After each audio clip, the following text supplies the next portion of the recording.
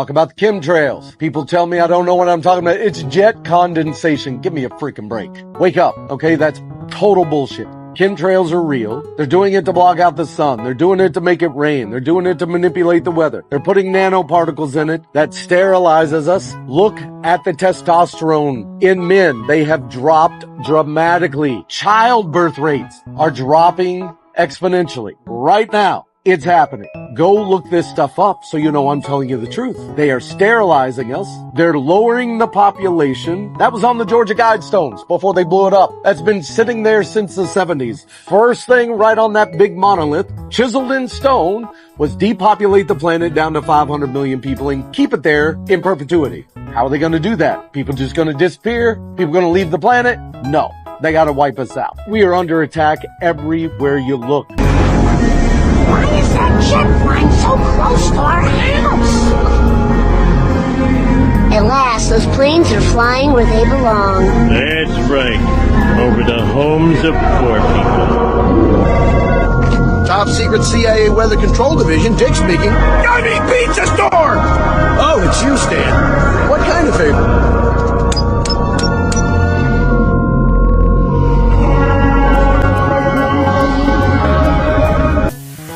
Stratospheric aerosol injection, a method of seeding the stratosphere, often referred to collectively as geoengineering.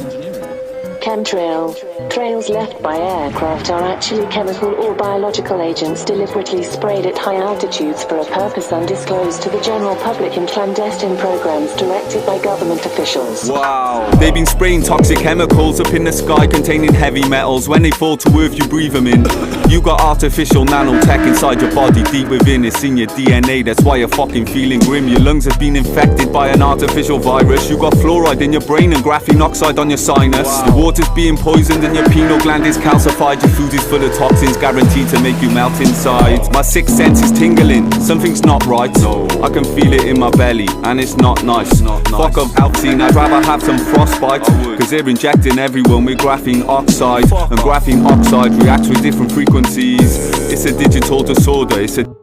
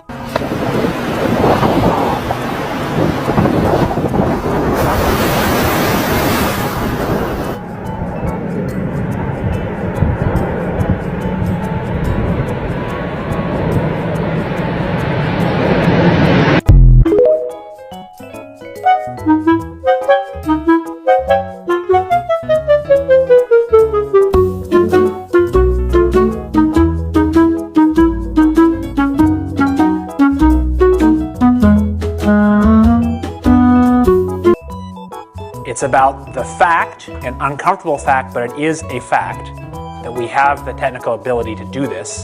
They are all fast acting, they are cheap, and they are fundamentally imperfect.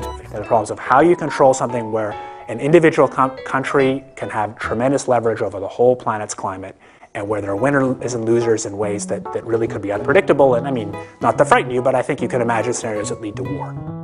Another example is the array of technologies, often referred to collectively as geoengineering. that potentially could help reverse the warming effects of global climate change. One that has gained my personal attention is stratospheric aerosol injection. There's all sorts of ways you could do this, but the standard idea has always been spray sulfuric acid into the stratosphere 20 kilometers over our head and use that to stop the planet warming up. The example many people cite was when the Mount Pinatubo volcano exploded. And all of this ash went into the air and had a cooling effect on the Earth. And so people have long proposed since the mid-60s that you could artificially add dust to the stratosphere and cool the planet. Not that this would be a good solution for global warming, it would not. But it does show the way we're steadily developing the powers to manipulate the planet with comparative ease. That sulfur in the lower atmosphere is masking some of the climate warming from CO2. So is this the global dimming or something? Yeah. Other leading idea is basically to emulate what big volcanoes do, put material in the stratosphere to reflect sunlight. So the problem is the following. If you add SO2 to the stratosphere, SO2 doesn't condense. So you might want to put alumina in. Alumina has a very high initial refraction. It's very small. It doesn't coagulate. And you can engineer particles to have particular properties. You can get them out of the stratosphere. You can concentrate particles near the poles. Costs are so cheap that the richest people on the planet could perhaps afford to buy an ice age. It's extraordinarily cheap. I knew it was cheap when I found that they were quoting me in tons. It's also true that particles, as they get bigger, fall out a lot faster. We sort of step back and think, okay, well, how would you actually make particles in the stratosphere? This is really engineering now. If it was aerosols in the stratosphere, it would likely be put there by airplanes. Start with a fleet of just 2 or 3 kind of modified business jets. The basic idea is that if you let a plume off in an aircraft by just changing some little details, you can actually get much smaller particle size distributions by doing this kind of spraying. So there are all sorts of side effects. I'll get to them in a second, but if you put sulfuric acid in the stratosphere, for example, you could deplete stratospheric ozone. Smaller size means more surface area, but more surface area means less ozone. Is the stuff in the stratosphere going to be killing some number of people that are going to be sacrificed? It's an obvious concern. So if it kills 1 million people and we're only doing 1% more, we're just killing 10,000 more people. You can do math. Okay.